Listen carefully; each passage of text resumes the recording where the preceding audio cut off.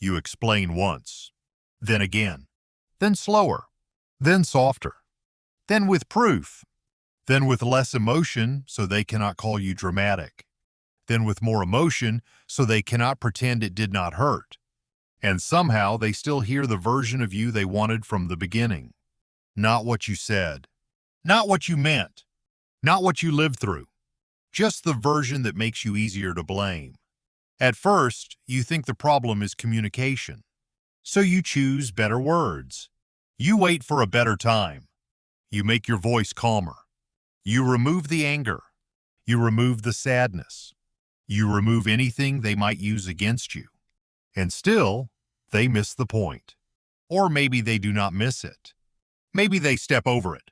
Maybe they understand enough to know that your truth would cost them something. So they keep you explaining. Because as long as you are explaining, you are still asking them for permission to be believed. That is where it starts to change you. Quietly, slowly. You begin to defend your own reality like it is on trial. There is a tiredness that does not come from talking. It comes from repeating your heart to people who keep treating it like evidence against you. You tried being calm. They called you cold. You tried being honest. They called you rude. You tried setting a boundary. They called you selfish. You explained why something hurt. They called you sensitive. You stayed quiet. They called it guilt. You spoke up. They called it drama. After enough of this, you stop knowing how to exist naturally. Every sentence becomes careful. Every pause feels dangerous. Every feeling needs an explanation before it is allowed to be real. You prepare your defense before anyone accuses you. You replay conversations in your head. You wonder if your tone was wrong. You wonder if your face looked angry. You wonder if you should have said it differently. And slowly you start living like you are guilty. That is the hidden damage of over-explaining. It does not only drain your energy, it changes your relationship with yourself.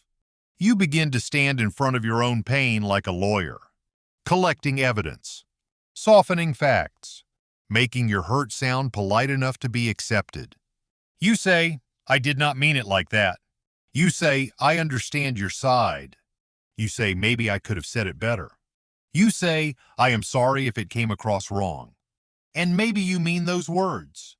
But under them, there is often another sentence. A smaller one, a sadder one. Please do not make me the villain again. Please do not turn my pain into an attack. Please do not punish me for finally speaking. Please do not take one wrong word and use it to erase everything else. This is why over-explaining can become self-abandonment. Because at some point, you are no longer trying to communicate. You are trying to be allowed. Allowed to feel hurt. Allowed to remember what happened. Allowed to have a boundary. Allowed to not accept disrespect quietly. Allowed to be human without having your humanity cross-examined. Some people do not need more information from you. They need a version of you that keeps them innocent. That is the part most people avoid saying. Misunderstanding is not always confusion. Sometimes it is protection. They protect their ego. They protect their comfort. They protect the story where they did nothing wrong. They protect the version where your reaction is the problem, not their behavior. So when you explain, they do not listen for your truth. They listen for material. One word, one tone, one delay, one tear, one silence. One moment where your exhaustion sounds like anger. And suddenly the conversation is no longer about what hurt you. It is about how you said it. Your attitude, your timing, your face, your sensitivity, your need for space. The real issue disappears, and you are on trial again. That is how some people win without ever being honest. They move the center. You came to talk about the wound. Now you are apologizing for bleeding. You came to ask for respect. Now you are proving why you deserve it. You came to say, "This damaged me." Now you are defending yourself against the accusation that you are difficult. And if this happens long enough, you forget what you were trying to say. You only remember that you are tired. Some people are not waiting for clarity. They are waiting for a mistake they can use against you. And the colder truth is this: they often know what you mean. They know when they are twisting it. They know when they are shrinking the conversation. They know when they are acting confused because confusion gives them control. Because if they admit they understand, they have to respond to what you actually said. That might require accountability. It might require an apology. It might require change. It might require them to see you as a person instead of a problem. So they choose the easier story.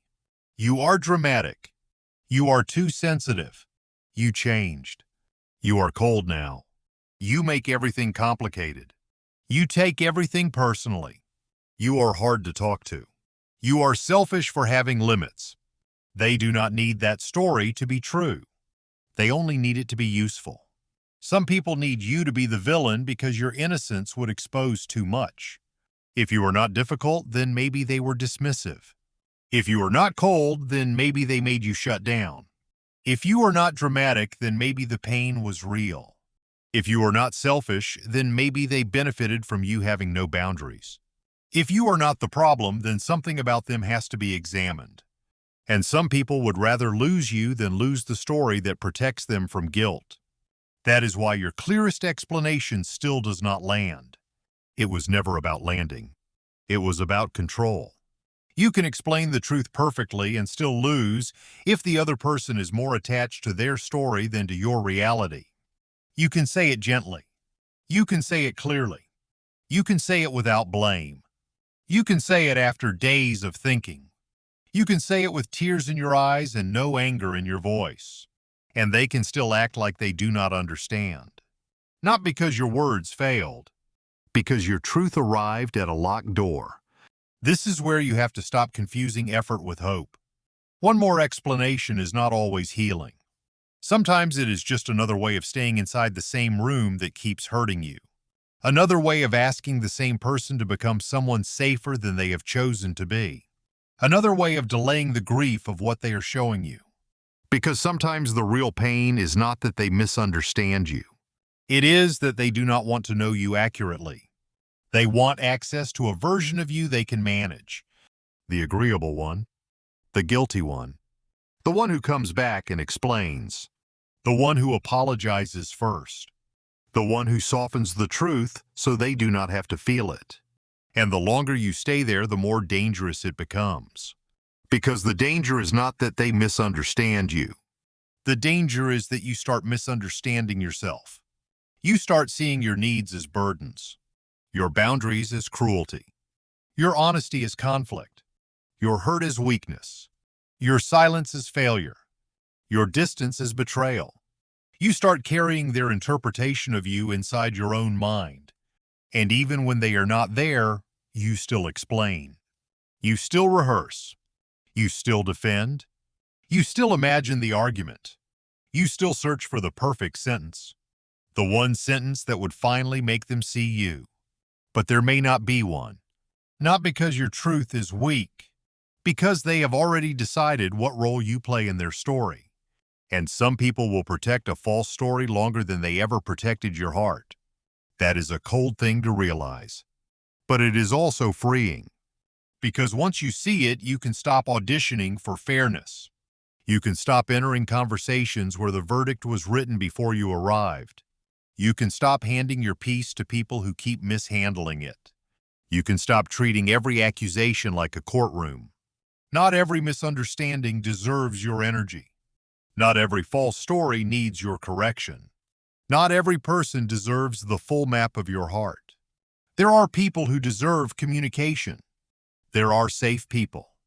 There are honest people. People who ask before they assume. People who listen before they judge. People who can hear discomfort without turning it into an attack. People who do not need you to bleed before they believe you. Those people deserve your words. But people who keep twisting your words do not need more access to them. They have already shown you what they do with your openness. They turn it into weakness. They turn it into guilt.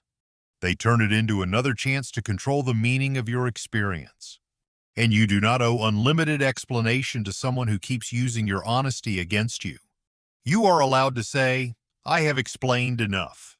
You are allowed to say, "You know what I meant." You are allowed to say, "I am not defending my character to someone committed to doubting it." You are allowed to say nothing. Silence is not always surrender. Sometimes silence is the first sign that you finally stopped abandoning yourself. It is not revenge. It is not a game. It is a boundary. A quiet one. A necessary one. A line you draw when your words have been turned into weapons too many times. And yes, they may call it cold. They may say you changed. They may say you are avoiding accountability. They may say you think you are better now. They may say you are unfair because you no longer give them the long version. Let them.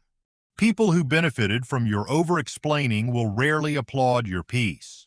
Sometimes they will attack it because your silence takes away their access. Access to your reaction. Access to your guilt. Access to your softness. Access to the part of you that still wanted to be seen as good. The moment you stop explaining is the moment some people lose access to controlling your emotions. That is why your peace may offend them. Not because you did anything wrong, but because you stopped participating in the version of the relationship where you were always on defense. You stopped making your pain convenient. You stopped translating your heart into a language they had already decided not to learn. There will be grief in this.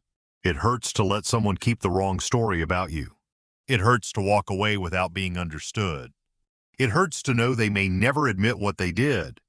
It hurts to release the fantasy that one more conversation might finally make them say, "I understand now." Maybe you waited for that. Maybe you kept hoping they would soften. Maybe you believed that if you found the perfect words, they would finally see your heart clearly. But some people will never give you that moment. And if your healing depends on them finally understanding, they still have power over your peace. So the work is not to make them understand. The work is to stop needing their understanding in order to trust yourself. You know what happened. You know what you meant. You know how many times you tried. You know how carefully you chose your words. You know how long you stayed. You know how much you softened yourself. You know how many times you carried the blame just to keep the connection from breaking. You know, and sometimes that has to be enough. Not because it feels fair, because staying trapped will not make it fair. Let them misunderstand you if understanding you would cost you your peace. Let them keep the version of you that makes them comfortable. Let them tell the story in a way that protects them. Let them think your silence means you lost. Let them think your distance means you became cold. Let them think whatever they need to think. You do not have to spend your life correcting people who were never interested in the truth. The people who truly know you will not need a campaign to believe your heart. The people who care will ask before they accuse. The people who are safe will not make you beg to be seen clearly. And the people committed to misunderstanding you will not be convinced by your exhaustion. So save your breath. Save your softness. Save your explanations for rooms where honesty is not punished. You were not born to spend your life translating your soul to people committed to hearing you wrong.